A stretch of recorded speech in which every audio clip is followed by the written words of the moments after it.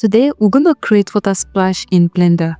If you have not subscribed to this channel yet, please do so. And if you enjoyed this video, don't forget to hit the like button. Let's dive in and get started. For this tutorial, we're going to use the soda can that we created in our previous tutorial. So click on the link in the description to go and watch the video.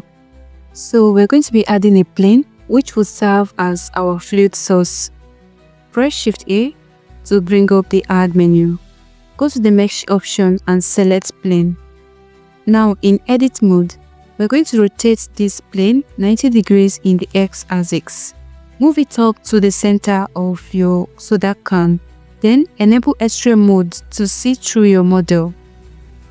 Scale down this plane to a smaller size. Now press number 3 to go to the side view and set this plane to the side.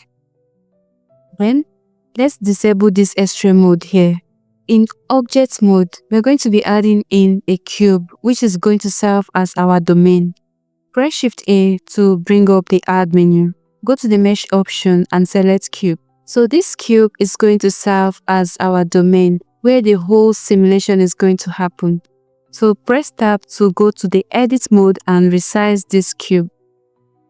Let's set this to wireframe mode. Now we're going to change this cube to our domain where the whole simulation is going to happen. Let's go to our physics tab and let's enable this fluid right here. On the fluid type, let's change the type to domain. On the domain type, let's change to liquid. Change your resolution divisions to 128. Higher resolutions creates more details. So I always advise to start from 64, then increase your value to 128. So we're going to leave these adaptive time steps as default. Then let's scroll down on these border collections and let's disable all of this. Now we're going to go down to our field weight right here and we're going to change the gravity to 0. Next, you're going to select this soda can. Go to your physics tab and enable this fluid setting right here. Change the type to effector. So let's increase the thickness to 0.02. Then we're going to leave every other thing at default. So next, we're going to select our plane right here. Let's go to our physics tab and enable this fluid right here. On the fluid type, let's change from norm to flow. On the setting, we're going to change the flow type to liquid. We're going to leave the flow behavior at geometry since it's going to be a one-time splash. If you want the fluid to flow continuously, then you're going to click on this inflow right here. So this outflow right here acts as a sink. It removes fluid from the domain. So we're going to leave it as geometry. So next, we're going to change this surface emission to 6. If you leave it at 0, it's not going to work properly or it might not even function at all. So we're going to change it to 6. Then let's enable this initial velocity to make the fluid start with a motion. Now we're going to select the axis our fluid is facing. So if you notice right here, our fluid is facing the y-axis. So we're going to go to this y-axis right here and we're going to change this to -15. Then we're going to go back to our domain. So the time scale value on the domain setting shows the overall speed of the whole simulation. If you want this to be like a slow motion, then you're going to reduce the value to 0.5 to 0.8. So we're using a value of 1, which is a real-time value. So next, we're going to go down to our cache session.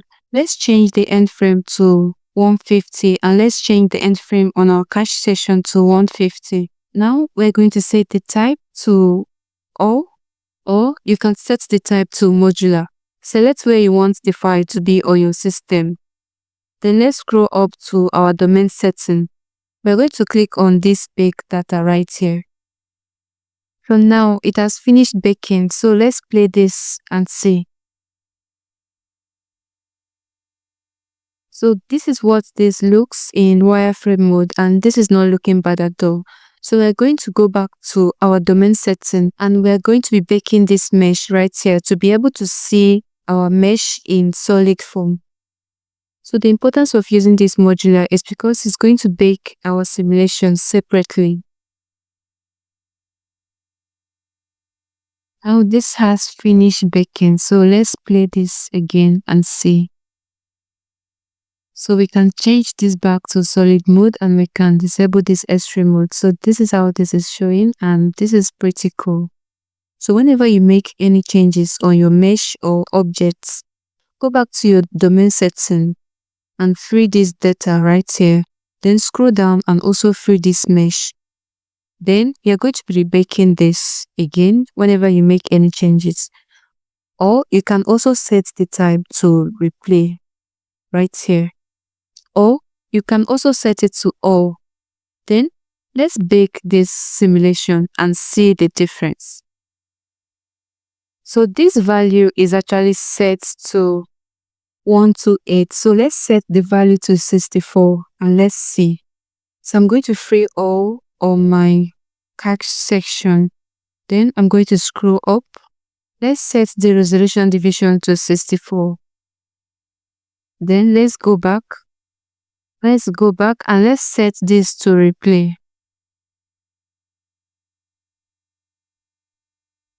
So the resolution divisions is at 64 and this is how it's playing. So you can increase it back to 128 or you can go for a higher value.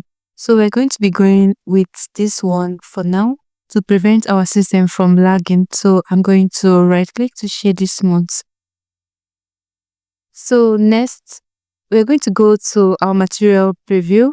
Press Z to go to material preview. I'm going to click on this new and let's give this a water material. So let's reduce the roughness to 0.02. Let's change the IR value to 1.33. Then let's scroll down to the transmission and let's change the weight to 1. Let's go to render, press Z to go to render. So if you notice, we don't have any lights right here. I have my lights set up, but I would like to do that again with you guys. So let's go back to our material preview. So I will be adding a background plane. Press Shift A to add in a mesh. Let's give this a plane. Press Tab to enter edit mode. Then let's rotate this 90 degrees in the x-axis and let's scale this out. So another thing I forgot to mention is that you should always apply all transformations. We scaled the cube and the plane in edit mode. That is why the scale is still on 1. And we have not made any movement in object mode. So I think we are good to go. But if you have made any movement in your object mode, don't forget to apply all transformation. If not, you'll be having problem with your simulation. Then I'm going to move this back. Then I'm going to press Ctrl A to apply all transformations. So the next thing we're going to do, we're going to add lights to our scene. So I'm going to press Shift A. On the add menu, let's scroll down to lights. Let's give this an area light. So I'm going to move this up in the C axis. Let's increase the power to 80. Then let's change the size. Let's scale this out a little bit. Then let's press Shift D to duplicate and let's place this right here. Let's place this to the side. You can scale this down a little bit. Let's place this to the side. So we're going to press Shift D again to duplicate. Let's place this to the other side and rotate it. Then we're going to go to the rendered view. Press Z to go to the rendered view. So this is how this is showing in our rendered view. So let's select this one, change the power to 150. Let's select the one at the side. Let's change the power to 1000. So we're going to select this one as well. Let's change the power to at least 600. So this, our background plane right here, we're going to select it. Let's go to our materials tab. So let's give this a new material. Then I'm going to increase the metallic to 1 and I'm going to increase the roughness to 1. So the next thing we're going to do is to add in our camera. So I already have a camera in my scene, so I'm going to enable it in my outliner. But then if you want to add a camera to your scene, just press Shift A, then scroll down and select camera. Once you have added the camera, press Shift Alt 0 to snap camera to view. So using the fly mode, you'll be able to align this very well to the view that you want to display on your camera. So I'm going to create another 3D viewport right here. So we're going to be using this as our rendered view and we're going to be working on this area. So let's switch to solid mode. So I'll be adding another area light right here. So I'm going to select this one and I'm going to duplicate it. Press Shift D to duplicate, and let's move this to the side. Press number 3 to go to the side view, and let's rotate this. So now we can scale this out just a little bit.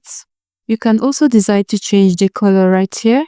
So next, we'll be adding a ring light. So I'm going to press Shift D to duplicate this one. Press Shift D to duplicate, and let's bring this to the side right here at the back. I'm going to change the power to 50 and I'm going to change the shape to Dix. We're going to rotate this and we're going to reduce the scale. So next, we're going to change the color. We can give this a green color.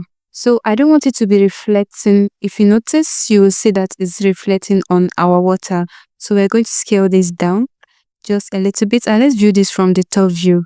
So if you notice, this is not aligned very well. So let's rotate it and let's align it and let's bring it closer. So once you have done all of this, you're going to go to your render. This is already on Cycles. So this is how it's showing on Eevee. So if you want this to show the way it's showing in Cycles, then we'll have to tweak some of these features, some of these settings right here for it to show the way it's showing on Cycles.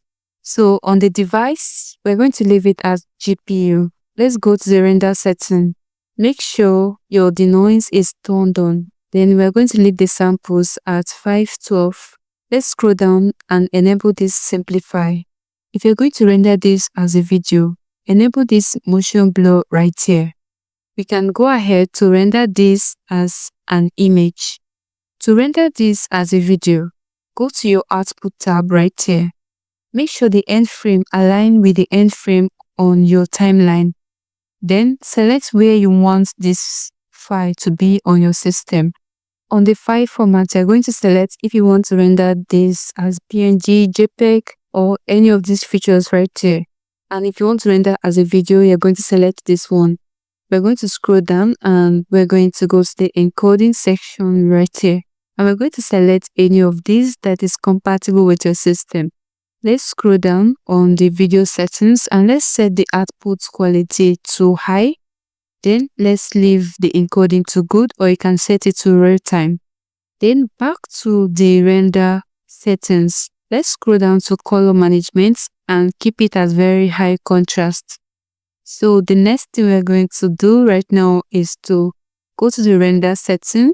Choose if you want to render this as an image or if you want to render it as an animation. Alright guys, that is a wrap for this tutorial. If you enjoyed this video and found it helpful, subscribe to this channel and I hope to see you in my next video. Also, if you want to download this model that I just used, click on the link in the description to download this from CG Trader. If you want to learn how to create this soda can, also click on the link in the description to learn how to create this soda can. Same with the water droplets.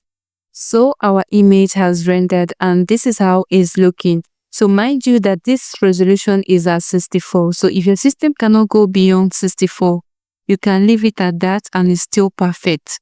But if a system can go beyond 64 resolution divisions, it's still okay. So thank you for watching and I hope to see you in my next video.